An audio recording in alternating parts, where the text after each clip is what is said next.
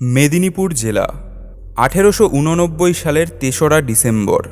সবেমাত্র সূর্য অস্ত গেছে, ঘড়ির কাঁটা পৌঁছে গেছে বিকেল 5টার ঘরে। মেদিনীপুর শহরের কাছেই হাবিবপুর গ্রাম। সেই গ্রামের বসু পরিবারের সকলে আনন্দে আত্মহারা হয়ে উঠলেন। নবজাতকের কান্নার রোল শোনা গেল। ছুটে এলেন গৃহকর্তা ত্রৈলোক্যনাথ। পুত্র সন্তানের আগমন বার্তায় আনন্দে কেঁদে ফেললেন। জন্মদাত্রী লক্ষ্মীপ্রিয়া দেবীর মুখে উজ্জ্বল হাসি ফুটে উঠল। 10 মাস 10 দিন ধরে তাকে অনেক কষ্ট স্বীকার করতে হয়েছে। পরিশেষে ফুটফুটে একটি পুত্র সন্তানের জন্ম হয়েছে তার। তবুও কোথায় যেন সংশয়ের চোরা স্রোত বয়ে যায়। এর কারণ কি? আগে পরপর 2টি ছেলে মারা গেছে। সকলের মনে সংশয় ছিল, পুত্র সন্তান জন্মালে বেশি দিন বাঁচবে তো? কি আর করা যায়? অবিলম্বে এই বিপদের সম্ভাবনা নির্মূল করতে হবে। তাই প্রচলিত সংস্কার মেনে লক্ষ্মীপ্রিয়া দেবী সদ্যজাত পুত্রের ওপর থেকে তার সমস্ত অধিকার প্রত্যাহার করলেন। 3 মুঠো খুদের বিনিময়ে বড় মেয়ে অপরূপা দেবীর হাতে তুলে দিলেন এই নবজাতকের দায়িত্বভার। তখনকার দিনে এইভাবেই ভাগ্যের লিখনকে খণ্ডন করার চেষ্টা করা হতো। খুদের বিনিময়ে কেনা হয়েছিল বলে নবজাতকের নাম করা হলো ক্ষুদিরাম। কিন্তু মাত্র 6 বছর বয়সে বাবা মা দুজনাকেই একসঙ্গে হারালেন ক্ষুদিরাম। ক্ষুদিরামের জীবনে যখন ঘন আশঙ্কার ঘনঘটা, তখন তার দিকে হাত বাড়িয়ে দিলেন বড় দিদি অপরূপা দেবী। ভাইটিকে তিনি বড় ভালোবাসতেন। সবসময় মায়ের যত্ন দিয়ে ভাইটিকে আগলে রাখতেন। পাঠশালার প্রচলিত পাঠক্রম কখনো ক্ষুদিরামকে আকর্ষণ করতে পারেনি। তার ভালো লাগতো সহপাঠীদের নিয়ে গাছে চড়তে, যখন তখন নদীতে সাঁতার কাটতে ভালোবাসতেন, পাখির বাসায় ঢিল ছুঁড়তেন, শিক্ষক মশায়ের বেত লুকিয়ে রাখতেন, নানা ধরনের দুরন্তপনা করে সকলকে মাতিয়ে রাখতেন। কখনো কখনো তাকে নীল ডাউন করে রাখা হতো, বিভিন্ন ধরনের শাস্তি দেওয়া হতো তাকে। তবুও ক্ষুদিরামের দস্যিপনা এতটুকুও কমেনি। তখন থেকেই ক্ষুদিরামের মধ্যে নেতৃত্ব দানের একটা সহজাত ক্ষমতা চোখে পড়ে। শাস্তির মুখে দাঁড়িয়ে কখনো সহপাঠীদের নাম প্রকাশ করতেন না, শুধু বলতেন, গুরুমশাই, সমস্ত দোষ আমার, আমি অপরাধ করেছি, আমাকে শাস্তি দিন, দোহাই আমার কোনো বন্ধুকে শাস্তি দেবেন না। ক্ষুদিরামের এই সাহসী মনোভাব দেখে মাস্টারমশাইরা অবাক হয়ে যেতেন। তখন পাঠশালার উন্নতিকল্পে চাঁদা চাইবার একটা রেওয়াজ ছিল। অনেক সময় বরবধূর গাড়ি ঘিরে চাঁদা আদায় করা হতো। একদিন পাঠশালার সামনে দিয়ে নববিবাহিত দম্পতি 2টো পালকিতে করে যাচ্ছিল। পণ্ডিত মশাইয়ের নির্দেশে ছেলেরা ছুটল চাঁদা চাইবার জন্য। বরের নির্দেশে বাহকরা ছাত্রদের ব্যূহ ভেদ করে সামনের দিকে এগিয়ে গেল। ছাত্রদের দল কিছুটা ভয় পেয়ে পিছিয়ে গেল। এমন ঘটনা আগে কখনো ঘটেনি। প্রতিবার তারা পালকি ঘিরে কিছু না কিছু টাকা আদায় করে নেয়। ক্ষুদিরাম ছিলেন সেই দলে। যে করে হোক এই উদ্দেশ্য সাধন করতে হবে। এই অভিযানে শেষ পর্যন্ত ক্ষুদিরাম জয়ী হয়েছিলেন। তিনি ছাত্রদের নির্দেশ দিয়েছিলেন, সকলে পালকি ধরে ঝুলে পড়ো। তার নির্দেশে ছাত্ররা পালকি ধরে ঝুলে পড়ল। বরপক্ষ চাঁদা দিয়ে অব্যাহতি পেল। 1903 সাল। 14 বছরের ক্ষুদিরাম তখন স্কুলের ছাত্র। তার ঘনিষ্ঠ সহপাঠী ফণীভূষণ ঘোষ একদিন বোম্বাই মিলের একটি কোড়া নতুন ধুতি পরে স্কুলে এলেন। ফণীভূষণের এমন পোশাক দেখে সহপাঠীরা বিদ্রূপ করতে শুরু করল। কিন্তু ক্ষুদিরামের মনে অন্য ধরনের ভাবনার প্রকাশ ঘটে গেল। তিনি স্থির করলেন, এখন থেকে আমি স্বদেশি মিলের কাপড় পরব। আমরা কেন বিদেশি বস্ত্র ধারণ করব? ছাত্রদের উদ্দেশ্যে একটি তাৎক্ষণিক ভাষণ দিয়েছিলেন।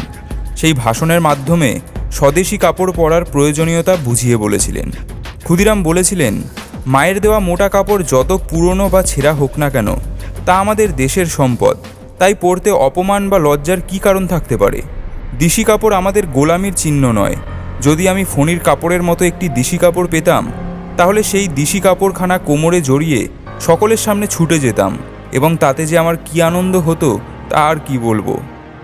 এলো 1904 খ্রিস্টাব্দ। মেদিনীপুর জেলা তখন বন্যা কবলিত। প্রত্যেক বছর বর্ষার সময় হাজার হাজার মানুষের জীবনধারা পাল্টে যায়, সুখের সংসার ভেঙে যায়। ক্ষুদিরামের কানে এই ভয়ঙ্কর সংবাদ পৌঁছালো। আবার তিনি ত্রাণের কাজে বেরিয়ে পড়লেন। নিজের হাতে অস্থায়ী চালাঘর বাঁধলেন। বৃদ্ধ এবং অক্ষম মানুষদের পিঠে তুলে নিয়ে এলেন সেই আশ্রমে। সকলে তার নামে জয়ধ্বনি করল। বলা হলো তিনি নাকি স্বয়ং ঈশ্বর প্রেরিত ত্রাণকর্তা। কিন্তু পরিবারের সকলে ক্ষুদিরামের এই বেপরোয়া স্বভাবে যথেষ্ট ক্ষুব্ধ এবং বিব্রত হয়েছেন। শীতের এক সকালে লক্ষ্মীনারায়ণ দাস নামে এক ভিক্ষুক এসেছিল ক্ষুদিরামের বাড়ি। গায়ে ছেঁড়া কাপড়, উত্তর থেকে কনকনে হাওয়া আসছে। তাকে দেবার মতো ক্ষুদিরামের কাছে কিছুই ছিল না। ছিল পিতার স্মৃতি বিজড়িত একটি শাল। ক্ষুদিরাম সেই দামি শালটি ভিক্ষুককে দান করলেন। বললেন, তোমাকে দেবার মতো আমার কাছে কিছু নেই ভাই। এই শাল আমি কখনো গায়ে দিইনি। গায়ে দেবার সুযোগ কখনো পাবো কিনা জানি না। বাবার শেষ স্মৃতিটা কাকে আর দেবো বলো? আমার মনে হলো তুমি হলে এই শালের যোগ্য ব্যক্তি। লোকটি চলে যাবার পর অপরূপা দেবী প্রতিবাদ করেছিলেন, ভিখিরি কি শাল গায়ে দেয়? ক্ষুদি, তোর মাথায় কি এতটুকু বুদ্ধি নেই? শালটা বিক্রি করে ফেলবে। ক্ষুদিরাম হাসতে হাসতে বললেন, দিদি তা যদি দেয় দিক না। শালটা বিক্রি করে যা টাকা পাবে সেই টাকায় কদিন পেটের সংস্থান তো হবে। দিদি বুঝতে পেরেছিলেন ক্ষুদিরাম হলেন অন্য স্বভাবের মানুষ। নিরন্ন মানুষের মুখে অন্ন তুলে দেন, নিরাশ্রয়কে আশ্রয় দেন, পীড়িতের সেবা করেন। এই সময় ক্ষুদিরাম শরীরচর্চার দিকে বিশেষ নজর দিয়েছিলেন। গ্রাম থেকে গ্রামান্তরে যাবার জন্য দ্রুতগামী রনপা ব্যবহার করতেন। তিনি বুঝতে পেরেছিলেন ব্রিটিশের বিরুদ্ধে লড়াই করতে গেলে অস্ত্র সংগ্রহ করতে হবে। শুধু সংগ্রহ করলেই চলবে না, সেই অস্ত্র চালানোর কৃতকৌশলটাও শিখতে হবে। তখন মেদিনীপুরে বেশ কয়েকটি গুপ্ত সমিতি স্থাপিত হয়েছে। একটি গুপ্ত সমিতির সঙ্গে যুক্ত ছিলেন বিশিষ্ট শিক্ষাবিদ রাজনারায়ণ বসুর ভাইপো জ্ঞানেন্দ্র বসু ও সত্যেন বসু, আর ছিলেন হেমচন্দ্র কানুনগো। ক্ষুদিরাম শেষ অবধি হেমচন্দ্রকে চোখের সামনে দেখলেন। হেমচন্দ্র বুঝতে পারলেন ক্ষুদিরামের মধ্যে জ্বলন্ত অগ্নিস্ফুলিঙ্গ আছে। ক্ষুদিরাম হেমচন্দ্রের কাছ থেকে একটা রিভলভার চেয়েছিলেন। রিভলভার দিয়ে ব্রিটিশ মারতে হবে একথাই বলেছিলেন। এইভাবেই হয়তো ভবিষ্যতের গুরু এবং শিষ্যের মিলন ঘটে গেল। হেমচন্দ্র বুঝতে পারলেন এই আগুন শিখাটিকে ঠিকমতো প্রশিক্ষণ করতে পারলে একদিন তা মহাপ্রলয় ঘটিয়ে দেবে। কংসাবতীর ওপারে ঘন দুর্গম জঙ্গলের মধ্যে একটি শিবের মন্দির আছে। সেখানে অনেকে হত্যে দিয়ে পড়ে থাকে। ক্ষুদিরামও সেখানে বেশ কয়েকদিন পড়ে থাকলেন। তিনি ঈশ্বরের কাছে প্রার্থনা করলেন যাতে তার দেশ ইংরেজদের কবল থেকে মুক্তি পায়। ক্ষুদিরামের এই কথা শুনে সকলে অবাক হয়ে গিয়েছিলেন। চারপাশে বিষাক্ত সাপেরা ঘুরে বেড়াচ্ছে, তবু ক্ষুদিরাম ধ্যানমগ্ন হয়ে শুয়ে আছেন।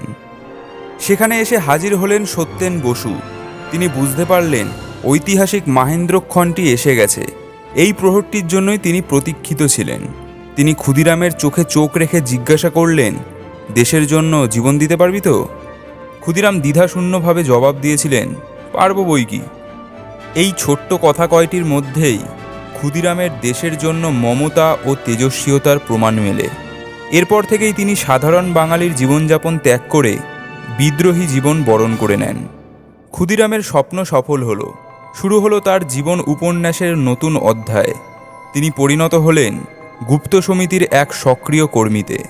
তখন ক্ষুদিরামের ওপর গুরুত্বপূর্ণ কাজের দায়িত্ব দেওয়া হয়েছে। তাকে মেদিনীপুর থেকে তমলুকে যাতায়াত করতে হতো। দিনের বেলা গেলে পুলিশের নজরে পড়ে যাবেন, তাই সমস্ত রাত পায়ে হেঁটে এতটা পথ পার হতেন। 1905 সাল অবিভক্ত বঙ্গদেশকে দ্বিখণ্ডিত করা হলো। সর্বত্র প্রতিবাদে মানুষ ফেটে পড়ল। বঙ্গভঙ্গ বিরোধী আন্দোলন তখন তুঙ্গে। ক্ষুদিরাম এই আন্দোলনে এক মহান সৈনিক হিসাবে আত্মপ্রকাশ করলেন। এলো 1906 সাল। মেদিনীপুর জেলখানার প্রাঙ্গণে কৃষি এবং শিল্প মেলার আয়োজন করা হয়েছে। সেখানে ক্ষুদিরামের ওপর একটি গুরুত্বপূর্ণ কাজের দায়িত্ব দেওয়া হলো। সোনার বাংলা নামে একটি প্রচারপত্র বিলি করতে হবে। ক্ষুদিরাম পুস্তিকা বন্টন করার কাজে লেগে পড়লেন। হঠাৎ পুলিশের নজরে পড়ে গেলেন। উপস্থিত বুদ্ধির জোরে পুলিশের হাত ছাড়িয়ে পালিয়ে গেলেন। তখন তাকে বেশ কিছুদিন আত্মগোপন করে থাকতে হয়েছিল। শেষ অবধি বিপ্লবী দলের নির্দেশে ক্ষুদিরাম ধরা দিলেন। তার বিরুদ্ধে রাজদ্রোহিতার অভিযোগ আনা হলো। বলা হলো তিনি সম্রাটের বিরুদ্ধে যুদ্ধ ঘোষণা করেছেন। ক্ষুদিরাম প্রথম দিকে আত্মপক্ষ সমর্থন করতে চাননি, তবে তাকে আইনজীবীদের পরামর্শ শুনতে হলো। তিনি মুক্তি পেলেন। ক্ষুদিরামের মুক্তিতে সমস্ত শহর জুড়ে বিজয়োৎসব শুরু হলো। গুপ্ত সমিতির কাজে অরবিন্দ ঘোষ সেই সময় মেদিনীপুরে এসেছিলেন। তিনি নিজে ক্ষুদিরামকে বুকে টেনে আশীর্বাদ করলেন। সন্ধেবেলায় শুরু হলো আতশবাজির উৎসব। এর পরের অধ্যায় আমরা সকলেই জানি। ক্ষুদিরামকে পাঠানো হয়েছিল কিংসফোর্ডকে হত্যা করার জন্য। অত্যাচারী কিংসফোর্ডকে খুন করতে না পারলে বিপ্লবীদের স্বপ্ন সফল হবে না। ক্ষুদিরাম এবং প্রফুল্ল চাকি ছদ্মবেশে মজফ্ফরপুর পৌঁছালেন। দীর্ঘ প্রতীক্ষার পর এলো সেই শুভ মুহূর্তটি। 30শে এপ্রিল 1908 খ্রিস্টাব্দে একটি ফিটন গাড়িকে কিংসফোর্ডের গাড়ি মনে করে তার ওপর বোমা নিক্ষেপ করলেন। কিন্তু শেষ অবধি সামান্য ভুলে কিংসফোর্ডকে হত্যা করা সম্ভব হয়নি। বোমার আঘাতে মিসেস কেনেডি নামে এক নির্দোষ ভদ্রমহিলা ও তার কন্যা মারা গেলেন। ক্ষুদিরামকে ধরা পড়তে হলো। শুরু হলো বিচারের নামে প্রহসন। অবশেষে 1908 সালের 11ই আগস্ট ক্ষুদিরামের ফাঁসি হলো। ভোর 6টা। সব আয়োজন শেষ হয়েছে। ক্ষুদিরামকে স্নান করানো হলো। শেষ ইচ্ছে আছে কিনা জানতে চাওয়া হলো। ক্ষুদিরাম হাসলেন, বড় করুণ সেই হাসি। দেশের স্বাধীনতা ছাড়া আর কি ইচ্ছে আছে আমার? শেষবারের মতো ক্ষুদিরাম বললেন, বন্দে মাতরম। চতুর্দিকে প্রতিধ্বনিত হলো সেই শব্দ। অগ্নিশিশু ক্ষুদিরামের আত্মবলিদান ভারতের বিপ্লবীদের মনে ব্যাপক আলোড়ন ফেলেছিল। তার প্রদর্শিত পথে অনেক বিপ্লবী দেশমাতৃকার চরণতলে জীবন উৎসর্গ করেছিলেন। বাংলার কাব্যে, সাহিত্যে, সঙ্গীতে ও ইতিহাসের পাতায় এই আত্মত্যাগের মধ্য দিয়ে বিপ্লবী বীর ক্ষুদিরাম মৃত্যুঞ্জয়ী হয়ে আছেন এবং থাকবেন চিরদিন। আজও গ্রাম বাংলার পথে প্রান্তরে কোনো উদাসী ভিক্ষুক তার একতারাতে বিষণ্ণতার সুর তুলে একটি গান গেয়ে থাকে।